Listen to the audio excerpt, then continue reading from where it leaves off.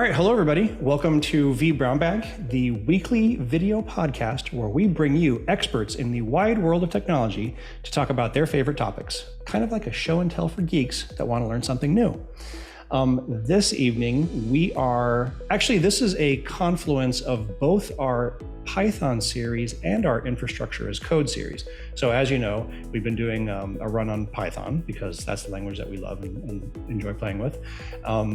And I was at PyCon and I ran into Sean Tibor again because he is an old friend of the show. I've been on his show, he's been on our show. And we talked about infrastructure as code and he said, oh, I use Terraform. I should come on and talk about that. And I was like, that is a wonderful idea.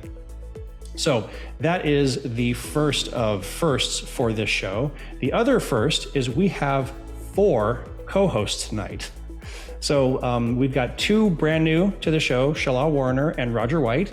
Welcome to the show, guys. How you doing? How's it going? Hello. Hi, everyone. It's going great. Thank you. And there's Sean Doyle. This is gonna get confusing fast. We'll just go with Doyle and Tibor for the rest of the evening, or just blanket Sean statements. How's that? We can do it that way as well. If one of us had a goatee, they could evil Sean. Oh, Doyle actually had a goatee. Yeah, I did. He was rocking the goat for a while there, and he got rid of it. He became good Sean again. We got 2 good Seans on. All right, so before we get into it, let's do some show notes. If you want to get in on the conversation, please feel free to @vBrownBag or #vBrownBag on Twitter. We will be paying attention to you if you have any questions out there, or if you are in the live studio audience, feel free to pop in a question into the Q&A section, and we will ask them as we are running through this, what promises to be an amazing, amazing episode. So we have with us this evening, Mr. Sean Tibor. I'm sure that you've got a little bit of an introductory thing in there, so I won't get too far into it. But how have you been? It's been a while since we've seen you. How is your podcast doing? Podcast is going great. Kelly and I took a little bit of a sabbatical in the spring while a bunch of things were going on in both of our lives. And we're getting back into the summer season now with some new episodes. Just did a great episode with Kattni Rembor from Adafruit, talking all about Circuit Python and hardware. And it's one of my favorite topics to talk about. So, of course, we said we'd be on for half an hour or 40 minutes. We went well over an hour just nerding out with lights and sounds and buttons and all the fun stuff. Was Kattni the lady that you introduced to me at PyCon in the Adafruit section where all the hardware was? That's right. She's the queen of knowledge base articles and tutorials and how to get started. And the thing that always amazes me about her is that she had tried to learn how to code in Python for a while. And it just kept bouncing off. Like she couldn't penetrate that section of understanding until she started playing with something with buttons and hardware and writing Python code for that. And from there, she just flourished. So it just keeps proving to me that if you're having a little bit of trouble learning how to do something, try a different approach. And maybe that's the thing that will make it open up for you. Yeah, to that point, I recently got the 30 days of hardware, the little toy. I think it was you that told me about that. I ordered it so that I could learn. It's a storyline where you're stranded on a planet, and you have to reassemble your spacecraft from the parts that have been scattered across because of the crash. And you get to play in Python with LED lights and photo sensors and moisture receptors and all different kinds of stuff. So. Yeah, it is a fun new way to learn something that you might have not been able to grasp previously. Okay, so with that, why don't we? I'll shut up because nobody wants to hear me talk, and let's kick the slides over to you. All right, sounds good. Let me do it here. All right, so the idea for this talk about kicking ass with Lambdas, Python, and Terraform came about because it was, I don't know, I think this was like a placeholder title that you and I came up with, Chris, right? Just like, we'll put something in there later, it'll be fine. But as I started thinking about this, it really came about, and the idea for this presentation came from my own journey becoming a cloud engineer. So about a year and a half ago, I changed jobs from being a middle school computer science teacher and robotics coach into being a cloud engineer for a company. And my journey of learning here has been kind of not entirely from the beginning, but I've started without knowing any Terraform, with having only followed a few tutorials in AWS, to being a senior cloud engineer that apparently other people want to learn from on my team, which is kind of amazing. And I'm still looking around waiting for, them to find the real senior cloud engineers to back me up. So let me start by just kind of talking about this main idea. Lambdas already are pretty great. Like this idea of serverless code that you don't need to host something for, and you can make them really cheap, really scalable. There's just some amazing stuff that you can do with them. But when you combine them with Python, they get even better, right? Because Python is just such a great language for developing things quickly that work pretty well. And then you can make even better later as you continue to iterate on it. But when you combine Lambdas and Python and this thing called Power Tools for Lambdas from AWS and Terraform, that's when they really start to kick ass. Like that's when they go from being good to being great. And over the last year and a half, I've had to write a number of different Lambda functions, everything from deregistering our EC2 instances from our hosted Active Directory servers to like forwarding logs to a SIEM tool, like all of this stuff that's like, sometimes it's Lambdas that run at scale with a lot of data behind it. Sometimes it's just a scheduled job that needs to run once a day or once a week, right? And because of my background teaching Python in the classroom and the stuff that I had learned over the last 4 or 5 years on my team, apparently I'm the Python expert, right? So people started coming to me and asking questions about what could they do, what could they do better. And so I started learning more about how to write better Python and write better Lambdas in this environment that we were creating for ourselves with infrastructure as code and with using the features of the AWS platform in a very serverless friendly sort of way. So this is kind of like a work in progress. This is what I've found so far. So there are certainly people who know way more than I do, who have done this for years. And for them, this might be like, oh, this is pretty cool. Like, I'm welcome to the party, right? And for other people who are like me a year and a half ago, hopefully this will blow your mind a little bit, because it blew mine. So here's me, right? This is me at reInvent this past year in front of the giant robot statue. I work for a company called Mondelez International, which, as I found out over the last couple of years, when you say Mondelez International, people go, huh? Like, I did the exact same thing. What is? So it's like a company from Latin America. Like, what is that?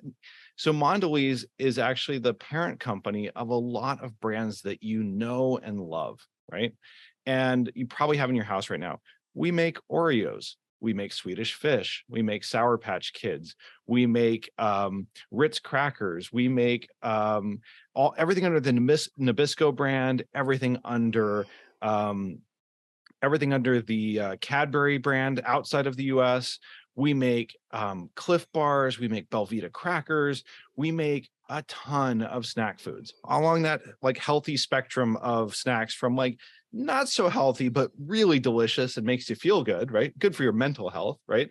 All the way up to the stuff that's really healthy for you and your body to give you the energy you need to keep going. So that's my sales pitch for Mondelez. But I love working there. I'm working with a fabulous team, just some really, really talented individuals. And I've been lucky enough to help bring on board a lot of new engineers over the last year as well. And they're doing great also. I'm the co-host of the Teaching Python podcast, as we mentioned earlier, with the great Kelly Schuster Paredes. She and I have recorded over, I think we're up to 111 episodes right now. Or actually, I have 111 in the can ready for posting tomorrow. And that's been the way that I've learned the most probably over the last few years, is through the podcast and talking with experts.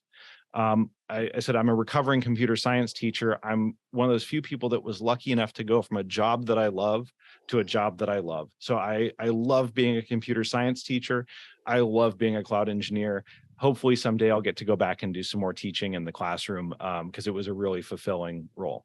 And you can find me on Twitter and Mastodon. I'm at SM Tibor on Twitter, and I'm on the Mastodon server on Mastodon. So that's me. Cloud engineering at Mondelez is only a few years old. My boss started in September of 2021, and we now have, I believe it's 15 full-time engineers, and I have 7 more summer interns that are currently in the pipeline, and hopefully all of them will become full-time engineers after they graduate. Our charter is to build things better in the AWS cloud, but from the inside. So over the years, we've relied a lot on outside partners to help do our core development and engineering work, but we want the AWS cloud to be the platform that we own and run really well because we built it ourselves. And my recruiting pitch here is that we are looking for team leads, senior engineers, other cloud nerds, especially in Europe and India. We've done a really great job of hiring in the US, but Mondelez spans the globe. We've got operations in dozens of countries around the world.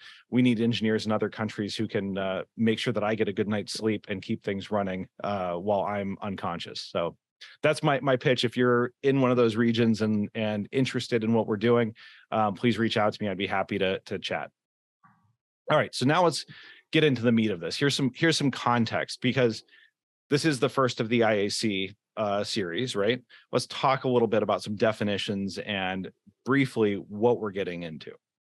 So if you're not familiar with Lambdas, they are serverless functions on AWS. They can be written in a variety of different languages, and they are set up and torn down as needed, right? So if you need to use them once a week, it'll run the code and then tear it down when it's finished. And if you need to run millions of them a minute, it'll do that too. So there's a way to make this work in a very scalable and very cost-effective sort of way. If you're not familiar with Python, it's one of the most popular languages for Lambdas. It's probably one of the easiest languages to learn initially, and it scales up really well. It's what I think Michael Kennedy calls a full spectrum language. It's great for beginners, and it's great for experts, and everything in between. Nice way to tee up his episode too. He's coming up pretty soon too. Oh, great! Perfect. I'll help. I think he can pay me later.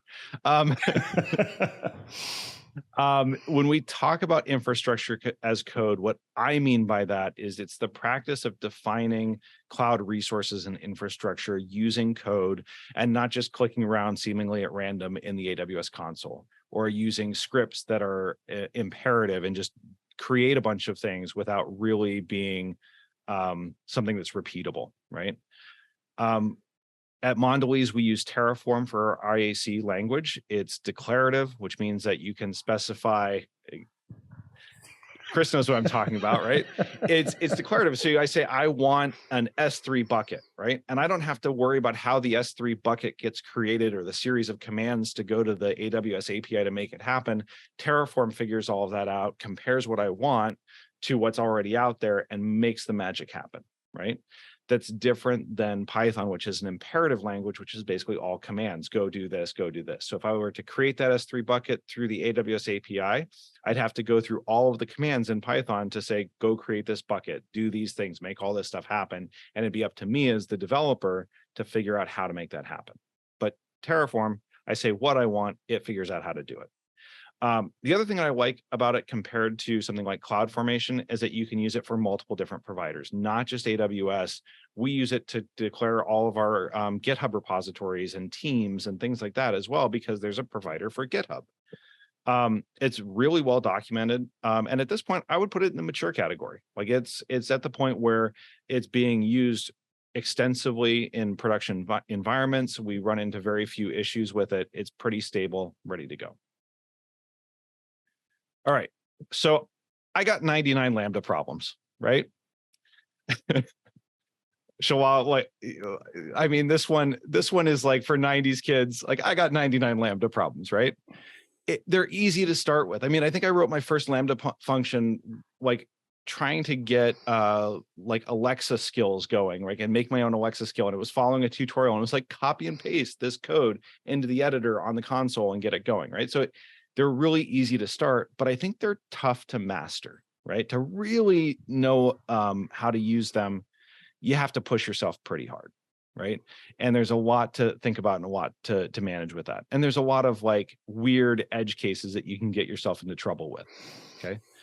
One of my other problems is we've got a wide proficiency range within our team. I've got summer interns who are fresh out of college that are like AWS what? Let alone how to write Lambdas and serverless functions. Now they learn fast, which is awesome, but they have a pretty basic starting point that they're coming from. You've got people that have been writing Python code for years, but maybe it's not the best practice Python code, right? Or they've written code that works, but maybe isn't the most elegant or easy to support. I also think that the build and deployment processes for Lambdas can be pretty tricky. There's a lot of different tools out there. You got package dependencies. It takes a while to get that working well. And they can also be kind of hard to observe, right? Like once they're running, like there are a lot of things you have to do to make them more observable. Okay. Now, I know we have some other Lambda developers and Terraform experts on the call. Any of this ringing a bell, like Sean, Roger, Shala, like any of this seem familiar? Yes, it does seem familiar, especially the 99 Lambda problems. So yeah. But I like what you say here, though. It is easy to start and tough to master, because I've had situations where I'm writing a Lambda function and then I get tripped up on something, very simple. And I go, spend time just going through line by line of code. And I'm like, oh man, how did I miss that? So it does have its, downsides as well. So. Yeah. I mean, don't mistake me. They're still awesome and I love using them. Oh yeah, but absolutely. But they come with some complexity, Yeah. So here's some of the problems that we want to solve. Let's make that packaging and deployment process better, right? Let's improve logging. Can we use Xray, right? And most importantly, can we make this really simple? Because again, I've got that wide range of proficiency levels on the team. So the simpler I can make things and the simpler I can explain things, the faster those people are going to progress in terms of both getting things done and improving their understanding of what's happening. So if I'm going to be the expert for Python, I want to make this as simple as possible because I hate explaining complex stuff, right? So that's where I started, right? That was my the first things that I saw that needed to be addressed within our team to make Lambdas more usable and more valuable to us, right? So before we get into it, I have a Python public service announcement, okay? And so this is something you should be doing like right now in your code because it's really easy, especially if you're CPU bound. The Python 3.10 runtime is now available on AWS. It came out in April. It's awesome. 3.10 is way better to code in. It's up to 10% faster than 3.9 was. And when Python 3.11 comes out, it could be up to 20% faster than that. So there's a huge emphasis on making your code run faster in Python with these newer versions. The disclaimer is it's not valid if IO bound or you're waiting for APIs. So sorry, I can't make waiting for an API faster by upgrading Python. But if you're doing stuff where you're iterating over a bunch of lists or making a bunch of function calls that are recursive, that stuff has gotten really fast by comparison, and it promises to get even faster. And of course, see your local store for details. And all we had to do was have Microsoft hire Guido to make it happen. What a small price to pay, right? Right. and I met a bunch of these folks at PyCon, and they're working really hard on this. It is not an easy problem to try to make these kind of massive refactoring changes underneath the covers of Python and ensure that everything works the same way as it did before, just faster. And they've done some pretty amazing stuff. So there's a whole team of folks working on this, and it's pretty awesome. I think that would be another amazing vBrownBag. Let's chat after this and get me some names so I can go harass some people. That'd be fantastic. Oh, I've got some good folks to talk to. Wonderful. Awesome. Thanks. All right. So let's make packaging and deployment better first, right? So you can build and deploy in the console, right? Copy and paste some stuff, upload some files. Not bad, right? They do have a standard Terraform Lambda resource that you can use, and you can create Lambda functions with that. That's better, right? Like at least now we're doing IAC stuff. But there's something that's just awesome called the Terraform AWS Lambda module that our good friend Anton Babenko has written for us. And this is probably one of the coolest Terraform modules I've ever seen, right? Like this thing is stunning. You should go and look at the source code of this, okay? It's part of this whole serverless.tf approach, right? And it's maintained by Anton. If you have a requirements.tf, requirements.txt, there's my first typo in the deck. If you have a Python requirements.txt file in the same directory as your source code, it will automatically download and package those dependencies in your zip file that deploys to AWS. That's really cool. I mean, that's really cool. Full stop. That's awesome. You don't have to vendor stuff in yourself. You don't have to put it in your source code and try to manage it. And if you want to update your dependency tree, like you just update your requirements.txt file and it'll rebuild the whole thing, right? It's awesome. It's the same module for building Lambdas or building layers, right? And there's all kinds of really cool deployment methodologies that you can use in the module, like canary deployments and all kinds of cool stuff. There's support for versions. There's support for stuff that I don't even understand yet. Like it's really cool, right? And we've got this all seamlessly integrated into our CI/CD pipelines, right? So this gets downloaded by our workers as they're deploying. You don't have to have this in your repos. Like it cleans everything up really nicely. So this is, first of all, awesome, right? Here's an example. This is an actual declaration that I made in one of my own personal repos. I mentioned earlier, Chris, that I do a lot of post-production work on the Teaching Python podcast. One of the things that I built was a Lambda function that when it finds new objects in an S3 bucket, it will upload them to Dolby.io and do all of the audio sweetening and audio enhancement for me automatically, and then it puts it back in S3. So it's something that I don't even have to think about because my files, my objects in that S3 bucket are coming from the recording studio that we're using online. So when it's finished recording, I have another Lambda that fetches those files, put them in the S3 bucket, and then this uploads it, right? Nice. What's great about this is that I don't have to think so much about dependencies for this or how to package it or how to make it work. I can just declare this and say and point it to my source code and say, here's my function, right? Here's my function name. Here's a description for it. Here's the path to the handler that I'm going to use. And yes, I'd like to use Python 3.10. Thank you very much. Right. I like to create my own log groups. It's just a thing, like I don't want the module to create it for me, but it can, right? Maybe I want to put Xray tracing on that. I enable all of that. I give it my own role because I want to manage that as well. This is probably a typo there. I have to fix that. But the source path right here, this source points to a directory that has my Dolby processing.py file in it, and it has a requirements.txt file in it.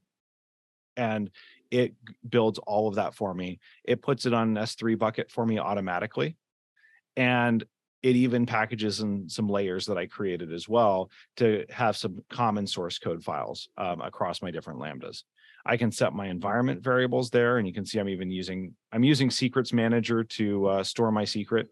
This is before I learned about actually just retrieving the secrets myself from the Lambda, so you'll have to excuse the approach here. But when we talk about infrastructure as code, this is a very different way of thinking than I would do it in the console. Right? In the console, I'm going through and I'm clicking around, create the Lambda function, upload the files, like set the names, like I'm doing all this stuff step by step by step, right? And maybe at this point, the infrastructure as code approach isn't saving me any time yet versus that, right? Like I still have to write all this code and I have to deploy it and there's all those steps there. But where this gets exciting is when I want to make changes. and I want to see how those changes happen. So if I want to change the timeout value, I can do that. For me to upgrade the runtime from Python 3.8 to 3.10 was change the value here, redeploy, right? And it's all tracked in my source code. I can see, who made the change. In this one, it's me, but when you're working in the multiplayer environment, right? You really want to be able to see who made that change to your code. So at work, we have this all in GitHub repos that get automatically deployed by our workers, so that when we want to make a change, it's through a pull request, right? When we want to update it, we can see exactly who updated it. We can be working on it simultaneously, different feature branches, different approaches. It works really, really well to have this in code this way, right? What I love about this module from Anton is that if I were to do this all by hand and create my own resources directly, it's probably, 10 to 15 different resources that I'd have to use to create this instead of one module call. So this is your first step to kicking ass, is go find the module and leverage all the hard work that other people have done to do great Terraform work, right? Yeah, like I'm already over here making my notes because that's probably what I'll go play with this weekend. It's fun. We'll regroup on Monday. I can't wait to hear what you what you learn. So this is great, right? I put some notes in here if you're doing this on a CI/CD pipeline. So if you're doing this locally on your laptop, you'll keep your state file either locally or in your own S3 bucket. But like any build files that you create get stored locally by this module by default. So it'll create like a /builds folder in your source, right? And it'll store your packages there. And then if you make changes to your source code, it will rebuild that and redeploy it, right? But your workers don't have that package, right? Like it gets destroyed every time the worker shuts down. So just store your packages on S3, set your recreate missing package value to false. And then if you're using the same source path to deploy multiple Lambdas, like you might have some shared source code and things like that, use the hash extra parameter here to be able to differentiate between the two of them. Otherwise, you'll run into some errors. So these are all things that are in the documentation. I just probably saved, if you did it the same way I did, probably saved you like 3 or 4 hours of digging through and figuring out why this doesn't work when you're doing it on CI/CD. So this is just the Cliff Notes version. And I'm going to post the link to serverless.tf in there, and we'll have it, and I'll put it up on the show notes as well, so that folks will be able to reference it and jump to it quickly. Oh yeah, and there's way more than just Lambdas within serverless.tf. Yeah. Everything is built according to this idea of really making Terraform work well with serverless. And so it includes things like there's great DynamoDB modules out there. There's great was the other one that I saw. I think it was like a lot of Kinesis module work that's been done. I use the Event Bridge module extensively as well. So there's a lot of really great stuff that falls under that serverless umbrella. And they all work really well together, which is the other benefit. Like you don't have to worry about it being developed by 3 different people with 4 different ideas about how it should be done. Right. All right. So cool. Now we can deploy via Terraform, right? So that simplifies our build and deployment steps significantly. But what about logging and tracing, right? So I like to use something called Power Tools for AWS Lambda. This is a package that has been out. I think they've been developing it for about 2 or 3 years now. And it is stunning how great this all works. It is modern Python. It's using all the new best practices around decorators, data classes. They've got Pydantic data models and validation in there. Like there's just some really, really cool stuff that's being built here, but it's got a tracer object. It's got a logger object. It helps you do your metrics better. You can retrieve stuff from AWS parameter store and systems manager in a really nice and efficient way. It helps you with batch processing. It's got type hints in it. Like, the list just keeps going. Like every time they do a release, I'm like, they did what? Like I can do that now.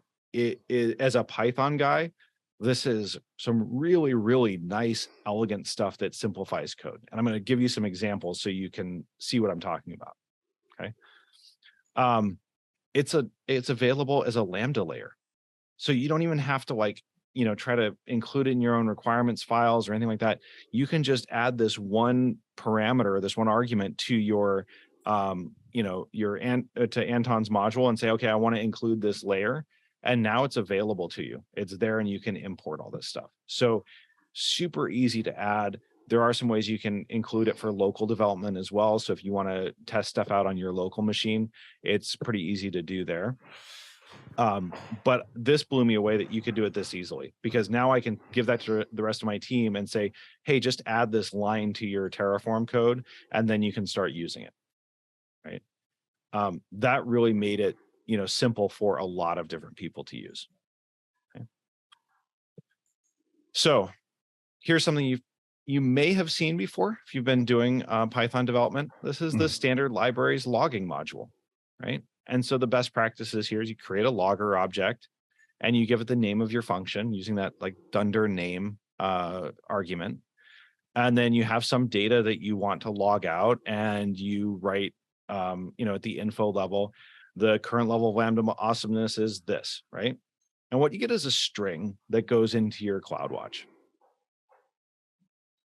It works, right?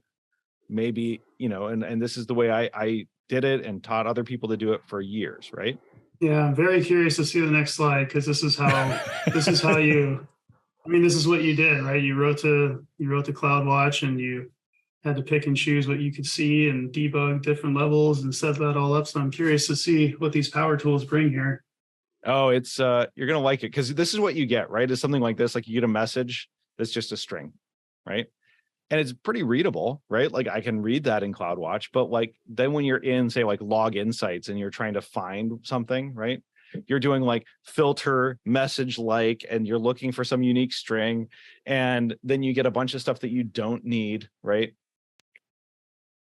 Check this out. You've got the Lambda power tools. You import a logger object and create your logger, right? But that logger lets you inject all the context data into your log, right?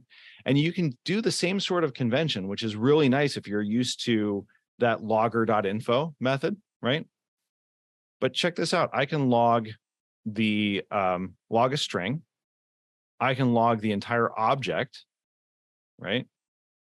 And through some like crazy Python magic, I don't even have it here, you can just give the logger.info method named parameters, like keyword parameters. Like you could just say operation equals collect payment, charge ID equals event charge ID. Just give it the list of all the named parameters and it'll handle that too, right? So you've got way more flexibility with how you invoke the logs in your code. But look what you get on the other side. So by changing those 2 lines of code, I get structured log data basically for free, right? I get information from my Lambda context. I get the message. If I pass through structured data, it comes through as structured data in CloudWatch, which means that now in Log Insights, I can go in there and say, okay, show me filter it by all of the message.operation equals collect payment, right? You have no idea how much you are speaking to me right now, because I am living in CloudWatch at the moment, and this would be awesome. So when I was for like, call it a year ago, right? Like just before I discovered this, I was thinking about Lambdas as like, yeah, I know there's all these other things I can do with them. Like there's probably some cool logging stuff I can do. There's probably cool tracing stuff I can do. Like that Xray thing sounds nice, right? But I don't have the time to learn how to use that, right? Like nobody's got time for that, right? But this, I can do this, right? Like give me some code examples and I can add this in a few lines of code and I get this out of it. That's awesome, right? You're steadily adding to do stuff to my weekend this weekend. All right, well, here, buckle up. Here's the next one. You ever seen this mess of code before? Right? I hate this, right? Like, I don't know how to explain this to anybody else. Like, patching stuff, and yeah, we're gonna patch the logger to like include like Xray data, and like it's just kind of weird, right? It's hard to read, hard to explain. Okay, check this out. I have a tracer object, right? And now all I have to do is add these decorators after I create my tracer. Add these decorators to each of my methods. There's a special one for the Lambda handler that grabs a little bit of extra information, but all my other methods that might be invoked from the Lambda handler, I just put that capture method on there. And now I've got all of the details about each individual method call within my Python code, right?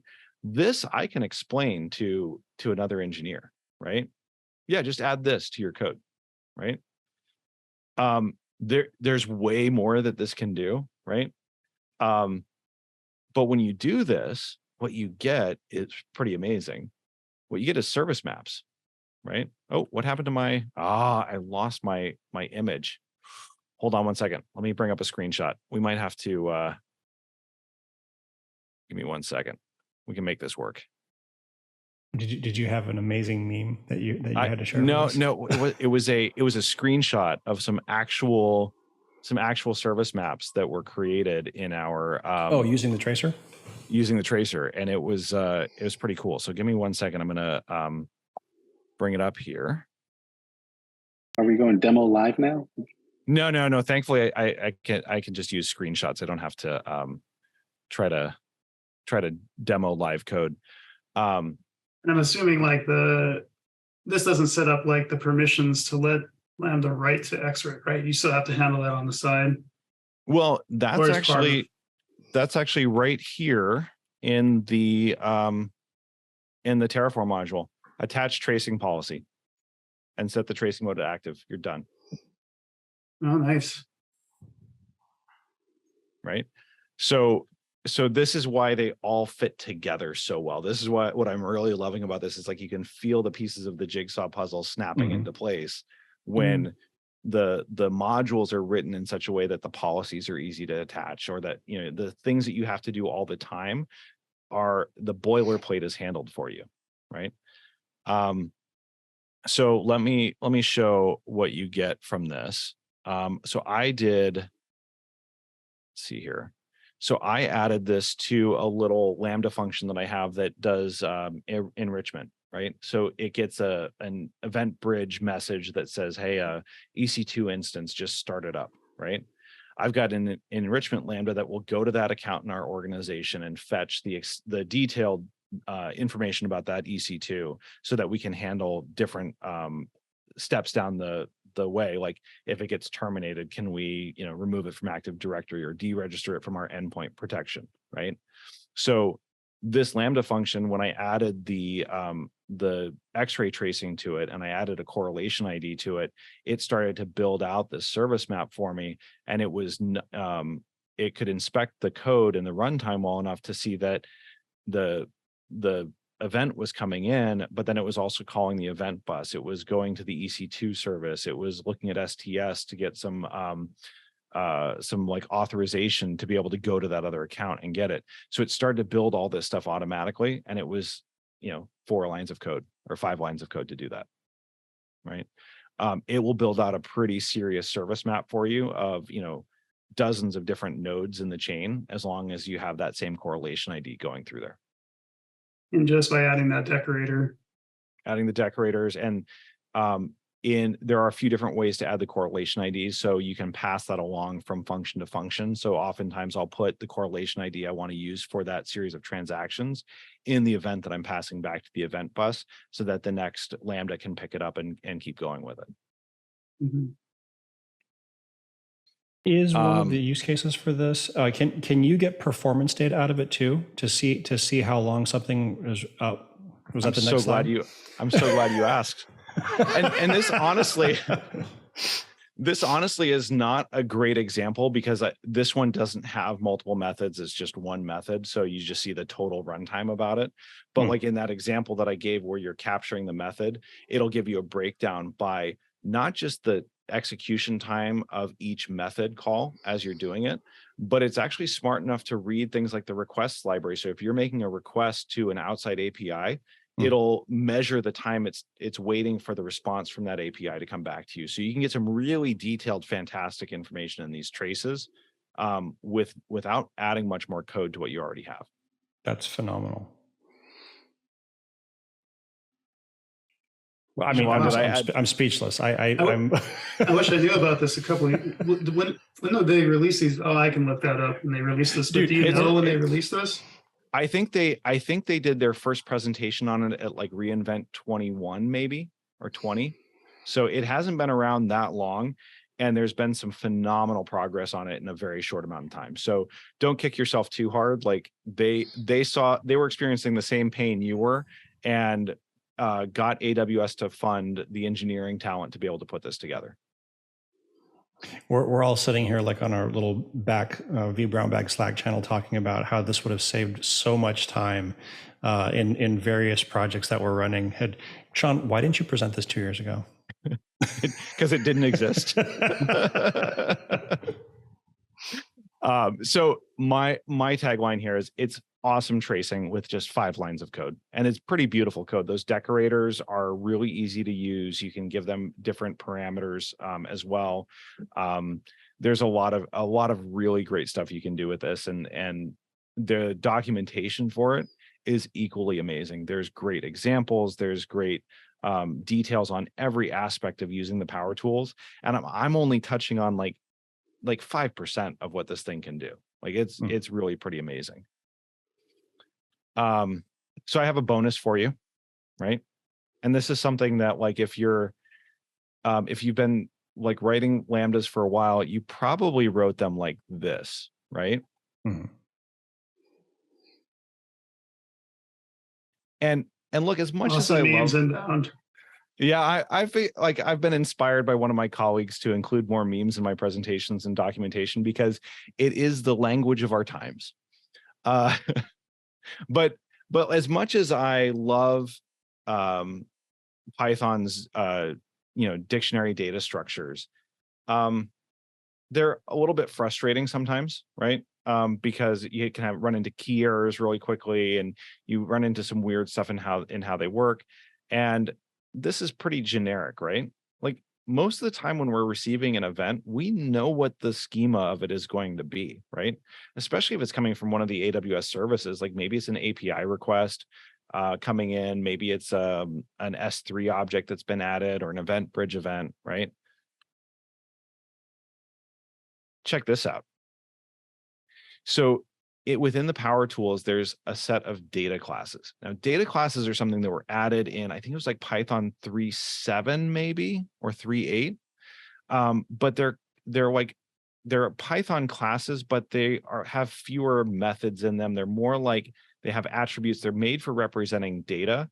And so you got a lot of really great kind of free additional class structure with them, right? They're a little bit enhanced compared to a regular generic Python object. The Power Tools library includes data classes for most of the common AWS events that you're going to see. So this one, for example, is an event bridge notification coming from S3, right? So like a new object's been added to a bucket somewhere, right? Well, we know what that looks like. And so what you do is you say, okay, I'm going to add this decorator that says the source of my event is this data class that's this type, the event bridge notification event. It's a little bit long-winded, right? It's a lot to type in this case, but I promise you it's worth it, because then you can use a type hint here that says this is actually an event bridge notification event, right? Then I can get all of my information by just typing the dots in between, right? And I know what you're probably thinking right now, like, Sean, why is that actually cool? I mean, you're saving a few characters. Like, are you just a lazy programmer and you don't like to type? And the answer is yes. Okay. I am a lazy programmer and I don't like to type, but I'm even lazier than that, because when I have this and I'm typing in my IDE, like, my VS Code can look up that data class and know what attributes are on that data class. So as I'm typing, it's giving me autocompletes, it's giving me drop downs, it's making sure that as a developer, I'm spending less time fixing typos and trying to figure out, well, what were the attributes on that event that came in, and more time actually getting things done. So this one here is a great bonus for me, and it just makes things like so much nicer. It's definitely Drake level satisfaction when you start typing that event out there and it like auto completes for you the first time. You're like, oh, that's so much better than writing a dictionary. And you can extend your own events. So if you know the schema of an event that's coming in, maybe it's coming from a different type of object, or say the event bridge, event payload details, right? You can extend that and add your own. So if you're passing those around a lot, it makes it pretty easy to make that happen. There's also some stuff in there around like pydantic data structures and schemas and things like that within Power Tools that I haven't gotten into yet, but it could be an even more powerful way of making this sort of stuff happen for your own custom events and custom data structures.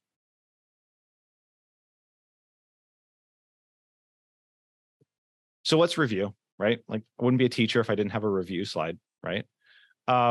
If you take away nothing else, right? Deploy your Lambdas with Terraform, kids. Like you're going to save yourself so much pain and suffering, right?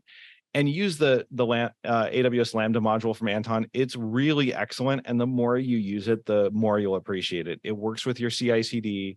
It handles your builds and dependencies for you. And it works for an impressively wide range of use cases. I haven't run into anything yet where I couldn't use the module to deploy it, right? Add the Power Tools layer to your code. Like it's going to make your life so much easier. It like Shalal, when I was telling you about how like I was thinking about, oh man, there's so much stuff I have to learn, right? Like I implemented that Xray tracing on a project of mine in one commit with like 20 lines of code changed, and like this entire service map generated right before me with like traces for all the function calls and everything like that. It was like the most beautiful moment to see all of that. And I was like, I feel like I'm the smartest guy in the world. Like I did that. I mean, in reality, a bunch of other people who wrote some pretty amazing code did that, but they made me feel like I did it, which was pretty cool, right? It's going to make your coding style much cleaner, much simpler, and that as a result, it's going to be faster for you to develop the code. It's going to be easier for you to maintain, and if you can add it to as much of your code as early as possible, it'll give you that consistency that lets you come back to it 6 months from now or a year from now and say, oh, I see what I was doing here. Right. And the PSA, use the latest Python. Like it's really not bad. There's very few compatibility issues between 3.8 and 3.10 or 3.8 and 3.11. You're only going to run into some weird cases when you're doing some stuff that requires like specific dependencies or has like pre-compiled library functions, or you are using some weird edge case that you probably shouldn't have been using anyways. So definitely, upgrade, test, and deploy as soon as you can. It's going to be worth your time.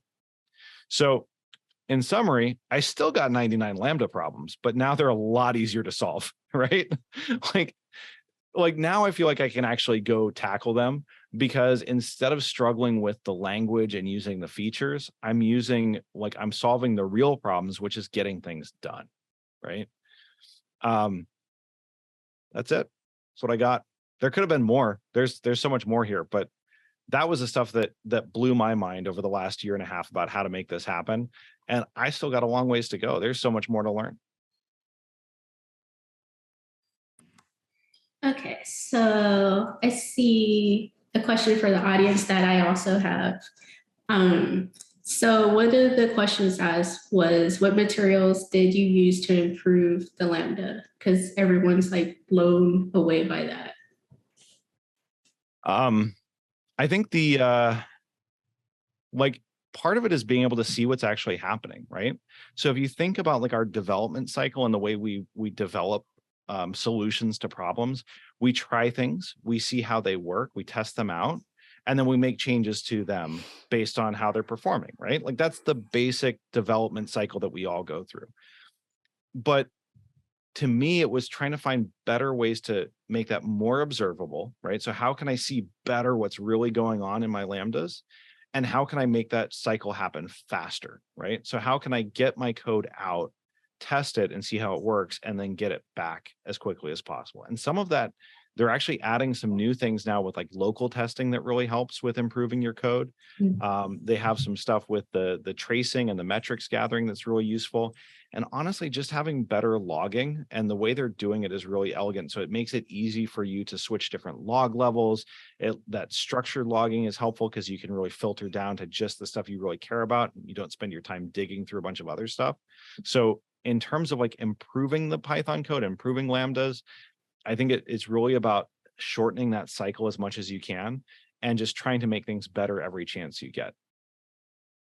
Nice, because I like to say I'm new, and people will argue and say I'm not new to cloud, but I always still feel new to cloud C. But yeah, I'm like crawling through the site now, and you just spoke about it, where I'm looking at where they have local tests, live tests, because I'm literally learning Lambda right now. I'm messing around with CloudWatch right now. I'm also stuck in CloudFormation land right now, trying to get over to Terraform. So this was super, super awesome. So so we've got the serverless.tf website, we've got Anton's repo for serverless.tf, and we've got the Power Tools docs links posted in the webinar chat. Sean T, are there any other resources that people could should they dig into that you would recommend? There's a couple other things that would be useful if you're looking to just improve your basic Python knowledge and skills and everything. There's two things I would recommend. Definitely read the docs, right? The Python docs are really good, especially for the new releases. I'm also reading a book that is helping me get better, but it is definitely one of those that I read a chapter at a time, and I sit down and I think about it for a while. It's called Fluent Python. Oh, that's a good one. Yeah, it's amazing, and it helps you understand all of these different approaches and ways to make things faster, right? So I definitely recommend that book. I think there's a couple other resources off the top of my head that I can't remember right now, but I did see some cool stuff in the Boto 3 module around testing and mocking responses to different parts of the API that's useful for local testing. If I can find that after the show, I'll give it to you, Chris, for the show notes. Cool. That's been helpful. And if you're listening in the audience and you're like, well, this is cool, but I'm not really a Python sort of person, right? Like I'm more of a TypeScript or a .NET. What are you even doing here? Get off this. What? Well, let's keep the doors open, right? There's plenty of room for everyone. I'm right? joking, Sean. Of course, we are all inclusive here. Well, and so don't feel left out. There are AWS Power Tools for other languages too. So they have a TypeScript Power Tools. They have a .NET. They've got some really great stuff that's out there to be able to use these Power Tools in other languages as well. I'm not sure how advanced they are compared to the Python Power Tools, because honestly, I don't use them, so I couldn't really advocate for them. But definitely, it's worth a look. Go out there and find the tools that make your life easier as a developer. I guess for me, like for you, like especially with the Power Tools, like did you just kind of like jump into it, or like how did you get started? Well, I tried to solve like one problem at a time, right? Like try not to do everything. Like the first one was like, well, let me just see if I can make logging better, right? So I did that and I started running some tests. And I'm like, this is really cool. Okay, let me dig into the tracing part, because if the logging was that easy, how hard is tracing? The answer, not that hard, right? So I just started reading through the examples on the site. They have good ones that you can look at and pretty easily see how they're implemented. Like just go slowly, right? Go as fast as you're comfortable with. And I think the other thing is be kind to yourself, right? So don't feel like you have to figure it all out overnight or over a weekend, right? Yeah. Like it'll be there, right? You can keep learning it as you go, right? And I think that's what most people try to do. They try to solve every single problem in a weekend or, in a week, and then they get discouraged. And then next thing you know, they slow their own process down, and truly just take your time. All you need to do is just, like, Sean said, solve one problem, go to the next problem, and just keep learning. And it's always better to take things in small bites, A friend of mine used to always ask me this one question. He'd say, how would you eat an elephant? You eat an elephant one spoon at a time, So, I mean, it's probably a terrible metaphor, but, hey. Great. Now I'm hungry. Thanks, Roger. Who uses a spoon to eat an elephant? What? Something Sean Doyle would do. Come on, that's a pretty sharp spoon. I don't know. So, he was talking about it, studying for your CCIE, and everyone knows you use chopsticks for elephants. So, Chris, there is, now that I think about it, there was a talk at reInvent on power tools, and that's, now that I think about it, that's where I first heard about this, and I was like, oh, there's something here. The video's online, and we can find that also. I'll look it up. But it was the maintainer of the power tools for Python library, and he talked a lot about not just what the library can do, but also how the community has rallied around it. So he's paid by AWS to maintain it, but they're getting pull requests left and right, and enhancements and feature requests. And this is something that I think they processed something like 1 billion Python or Lambda executions in their first year of releasing this. Like it is very, very popular very quickly. I'm really enjoying and appreciating the fact that AWS is starting to put a lot more money into OSS. The maintainer role for over at the PSF, the security role at the PSF, and now you're saying they're also paying for the Power Tools guide to maintain the OSS for it? Yep, and I think he actually might be running a team of people now. That's awesome. That's amazing. Yeah, I mean, the more people use Lambdas, the more money AWS makes, right? So well, yeah, I mean, obviously they're going to, but they haven't always been exactly that friendly about open source stuff, or a lot more cannibalistic about it, let's say. So, Mr. Doyle, I know that you were chomping at the bit with a couple of questions. Yeah, I was just curious about the. I have a lot of questions. I've been holding my tongue, but I think this is great. I think it's a great showcase of how you can put, declarative infrastructure as code with Terraform, combine that with maybe your source code packaging, and then combine that with that extra additional feature enhancements. Like I said, I wish I knew about Power Tools a couple of years ago, because I did every single meme you had with like avoid that. That's like literally how I was doing it. And when you start talking about moving to step functions or moving to complicated like serverless things, that's huge, right? Being able to log all that and being able to trace it. Now I was curious. So the event schemas you showed, where say you get an S3 event notification, so that makes type hints. So that makes it easier for users. They don't have to go and search what is the schema for this event. They just can start typing in their IDE and get that going without having to log onto the web and trace it down in AWS or what have you. Let me see. I think I'll go to a different page first, but they have this whole event source data classes section. These are all the different supported event sources that they've got. They've got everything from message queues and gateway proxy messages, DynamoDB streams, EventBridge, Rabbit, S3, SNS. So if your event is coming off of one of those services, you can import that data class and start using it. Yeah, that's fantastic. That's awesome. And for every single one of them, they give you examples, right? At least one example of how to use it. Now, Sean Doyle, don't go refactoring everything. Just give it a minute. I know how you are, dude. You're gonna. Well, I mean, but the nice thing is it looks like it's not that much of a lift, right? To do that, so which is awesome. So. Yeah, I ended up with net fewer lines of code by using this approach.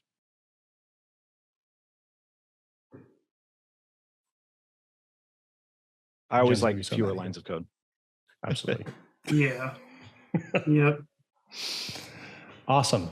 All right. Well, Mr. Tibor, this, as always, phenomenal. Thank you so much for this. You've given us a lot of homework to, Yes. as any good teacher, you have given us a boatload of homework to dig into and play around with. I'm excited to get started monkeying with this immediately. This dovetails in nicely with my current project right now that we're doing with Andrew Brown. We're doing a Terraform boot camp, so this is going to help out massively with that. Any last second questions before we wrap? I know we're at the top of the hour, but I don't want to bogart anybody's time. But this has been phenomenal. None for me. Yeah, thank you, Sean. It's been a great conversation. Really enjoyed it. Really informative, Sean T. Thank you so much. Cool. Well, I'm happy to share, and like I said, I'm still learning this stuff. There's so much cool stuff here to unpack and figure out.